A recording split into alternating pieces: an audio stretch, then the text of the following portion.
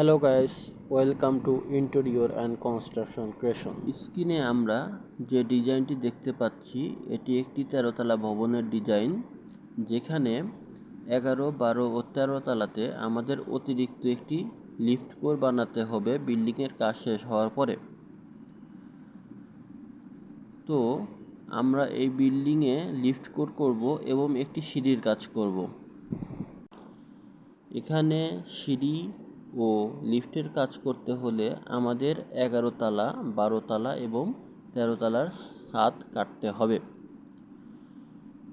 এখানে আমরা দেখতে পাচ্ছি যে এখানে একটি 2D প্ল্যান। এখানে এই যে লিফট ও এই সিঁড়িতে আমাদের ছাদ কর্তন করতে হবে ডিজাইন অনুযায়ী, যেটি হ্যামার দিয়ে বা ড্রিল মেশিন দিয়ে করা সম্ভব নয়। আমরা একটি স্টেয়ারের 3D ডিজাইন দেখছি। আমাদের বিল্ডিংয়ে এখানে এই অতিরিক্ত সিঁড়িটি করা হবে, তার 3D প্ল্যান এটি।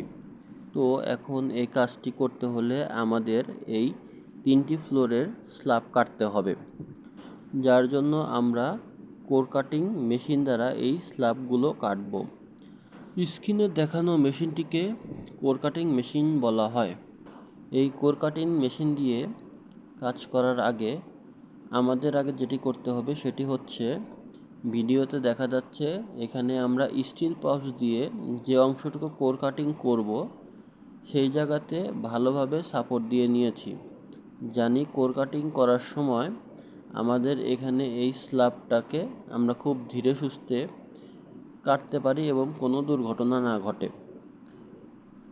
তো এখানে দেখা যাচ্ছে আমরা কিভাবে স্টিল পাউচ দিয়ে যত বিল্ডিং এরিয়া কোর কাটিং করব ততটুক এরিয়া শাটারিং করে নিয়েছি। আমরা খুব সতর্কতার সাথে এখানে খুব ভালোভাবে শাটারিং করে নিয়েছি, যেন আমাদের কাজটি খুব ভালোভাবে আমরা শেষ করতে পারি।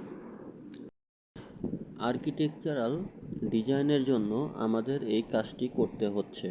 বর্তমানে উন্নত বিশ্বে এইভাবেই স্ল্যাব কাটা হয় এবং এই স্ল্যাব কাটার পদ্ধতিতে বিল্ডিংয়ের কোনো ক্ষতি হয় না। কনস্ট্রাকশন সাইটে এটি একটি ক্রিটিক্যাল কাজ বলা যায়। তো বর্তমানে উন্নত বিশ্বে এই কাজগুলো হয়ে আসছে এবং এখন আমরা আমাদের দেশেও এই কাজগুলো করছি। আমরা যারা সাইডে কাজ করি আমাদের অবশ্যই এই বিষয়ে ধারণা রাখতে হবে যে আমরা কিভাবে এই কোর কাটিংটি করব এবং কিভাবে এটি সুন্দরভাবে শেষ করা যায়। আমাদেরও এই ক্ষেত্রে অনেকটি জ্ঞান থাকতে হবে। চলুন আমরা দেখে আসি কিভাবে কোর কাটিং করা হয়। আমরা দেখতে পাচ্ছি এখানে আমাদের স্ল্যাবে যে অংশটুকু আমরা কাটবো সেখানে সুন্দর করে মেশিন দ্বারা কোর কাটিং করা হচ্ছে। এইভাবে 4 সাইডে কোর কাটিং করার পরে আমরা হ্যামার ও ড্রিল মেশিন দিয়ে মাঝখানের কংক্রিটগুলো ভেঙে ফেলব এবং ভাঙার পরে আমরা এখানে একটি লিফট কোর তৈরি করব। চলুন আমরা পুরো ভিডিওটা দেখি কিভাবে এখানে কোর কাটিং করা হচ্ছে।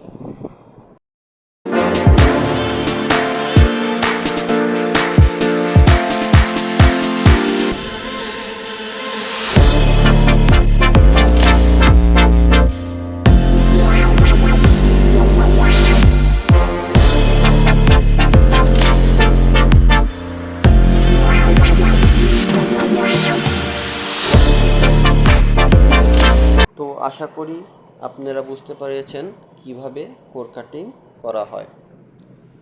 এইভাবে কোর কাটিং করার পরে আমরা এই স্ল্যাবটিকে ভেঙে ফেলব। ছবিতে দেখতে পাচ্ছেন কিভাবে স্ল্যাবটিকে ড্রিল মেশিন দ্বারা ভাঙা হচ্ছে এবং কোর কাটিং করা হয়েছে। তো আশা করি ভিডিওটি আপনাদের ভালো লেগেছে। Thank you for watching.